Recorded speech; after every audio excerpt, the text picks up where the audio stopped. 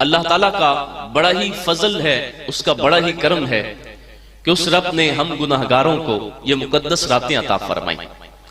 हजरत इमाम मोहम्मद गजाली अलैहिर्रहमा आप लिखते हैं कि अल्लाह ताला ने फरिश्तों के लिए 2 ईदें रखी और उनकी ईदें रात को होती हैं।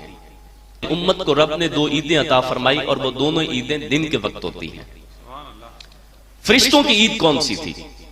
मैं एक तो शब बराअत और दूसरी लैलतुल क़द्र का, ये दोनों ईदें हैं जो रब ने अपने फरिश्तों को अता फरमाई।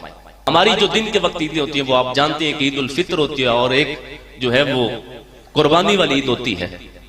तो अल्लाह के हबीब अलैहिस्सलाम ने रब की बारगाह में अर्ज की कि मालिक, मैं चाहता हूं जिस तरह से तूने मेरी उम्मत को दिन की ईदों से नवाजा है, ऐसे ही मेरी उम्मत को रात की ईदों से भी नवाज दे। तो रब्बे जुल जलाल ने फिर इस उम्मत मुस्तफा को शब बरात भी अता फरमाई और लैलतुल क़द्र की रात भी अता फरमाई। जिंदगी के और अगले साल सारे फैसले इस रात को हो जाते हैं।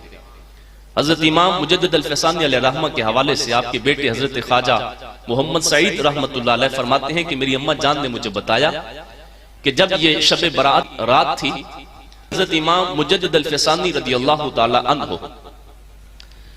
आप जो है वो सारी रात नवाफिल पढ़ते रहे। पिछली रात का वक्त था तो कुछ थक हार कर बैठ गए। मेरी वालदा साहबा ने पूछा कि अब आप क्या करना चाहते हैं, मजीद नवाफिल नहीं पढ़ने, तहज्जुद की नमाज अदा कर लें? कहा मैं थक गया हूं, मेरा जी चाहता है कि मैं थोड़ी देर लेट जाऊं। कुछ देर आराम फरमाने के बाद आप फिर दोबारा वुजू फरमाते हैं और वुजू फरमाने के बाद मुसल्ले के ऊपर जब खड़े हुए तो मेरी मां ने मेरे वालिद गिरामी से कहा कि पता नहीं आज किसकी जिंदगी का बाब जो है वो खत्म होने वाला है, अगले साल के अंदर किसके बारे में ये फैसला फरमा दिया जाएगा कि वो इस साल जो है इस दुनिया से चला जाएगा। कहा तुम्हारा ये मामला तो अभी तरद्दुद में है, तुम्हें नहीं पता कि तुम इस जो अगले साल के अंदर जो है वो जिंदा रहोगी या चली जाओगी, मगर उस बंदे का क्या हाल होगा जिसको पता चल गया है कि वो आने वाले साल के अंदर इस दुनिया से रुखसत हो जाएगा। मेरे महबूब अलैहिस्सलाम के गुलामों, वो वक्त आने वाला है कि जब ये फैसले हो जाएंगे। कल वो रात आने वाली है जिस रात के अंदर हमारी मस्जिदों के अंदर वो लंबे लंबे पंफलेट छाप के रख दिए जाते हैं, इतने नवाफिल पढ़ो तुम्हें इतना सवाब मिलेगा, ये नवाफिल पढ़ो तुम्हें इतना सवाब मिलेगा। फिर वो हम पढ़ते हैं कि फराइज के वो तारीख होते हैं और वो सारी रात नवाफिल पढ़ रहे होते हैं। किबला मुफ्ती साहब भी जलवागर हैं, उलमाए कराम और भी तशरीफ फरमा हैं। ये नफली इबादत उनके लिए थी जो फराइज की पाबंदी किया करते थे। आज हमारे यहां तो नमाजों की कोई अहमियत ही नहीं, हम इनको कोई अहमियत ही नहीं देते। जो शरीयत इस्लामिया ने कुछ दायरा-ए-कार हमें बताया है, जरा उसको भी समझना चाहिए।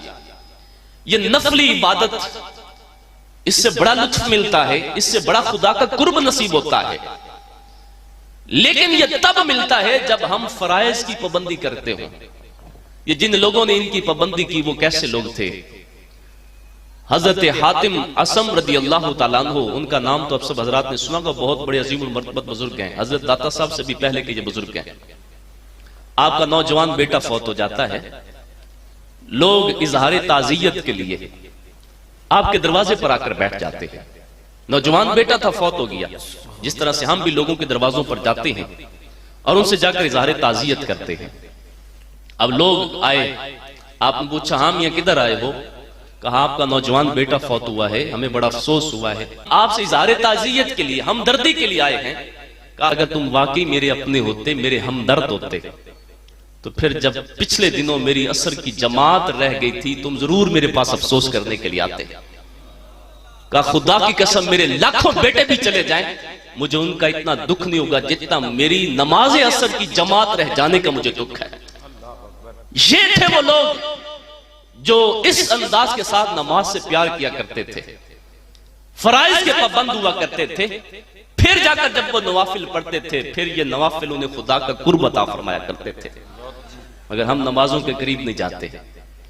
यारो, जब भी नवाफिल पढ़ने का मौका मिले, ऐसी फुर्सत मिले, तो अपनी जिंदगी की जो रह जाने वाली नमाजें हैं उनकी कज़ा कर लिया करें। अल्लामा इब्न जौज़ी अलैहि रहमत से सवाल किया कि हजरत मुझे ऐसी बाबरकत रात के अंदर खुदा की तस्बीह कसरत से बयान करनी चाहिए या मुझे कसरत से इस्तगफार करना चाहिए?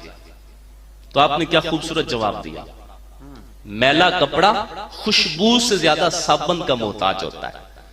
कहा ये तेरा मन गुनाहों से मैला है, पहले इसको इस्तगफार के साबुन से धो ले, इसको पाक कर ले, साफ कर ले, फिर ये नफली इबादत करके, ये खुदा का जिक्र करके, फिर अपने इस मन को तू मुअत्तर करना, फिर तेरा जाहिर भी रब सुथरा फरमा देगा, तेरा बातिन भी रब सुथरा फरमा देगा। ये तौबा की रात है।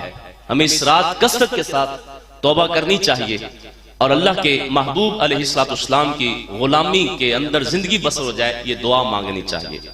और मैं भी यही दुआ करूंगा कि या इलाही सब दुआएं लुत्फ से मकबूल हों, या इलाही सब दुआएं लुत्फ से मकबूल हों, जब चलें दुनिया से तो तेरी याद में मशगूल हों। ये वसीले हैं हमारे और तेरा करम है ला तक न तू, वक्त आखिर रूए आका हो हमारे रूबरू।